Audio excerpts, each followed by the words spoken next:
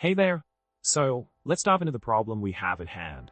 Imagine you have hundreds of files with names like XXS1E1Y1, XXS2E15Y2, and XXS3E100Y3.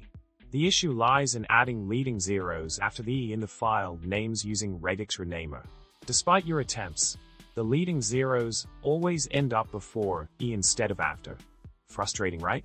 The goal here is to transform E1 into EU001, E10 into E010, while keeping E100 unchanged.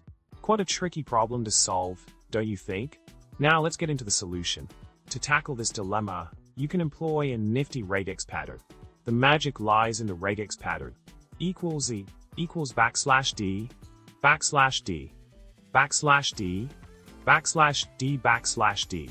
This pattern allows for conditional substitution in RegexRenamer.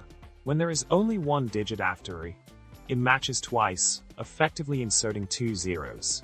On the other hand, if there are two digits after E, it only matches once, inserting a single zero. And when there are more than two digits, the pattern matches nothing. Clever, right?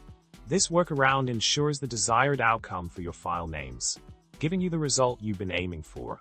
In continuation, the replacement pattern 0$0 works hand in hand with the regex pattern to achieve the desired transformation of the file names. By utilizing this precise replacement pattern, you're able to flawlessly add leading zeros after E in your file names using RegexRenamer.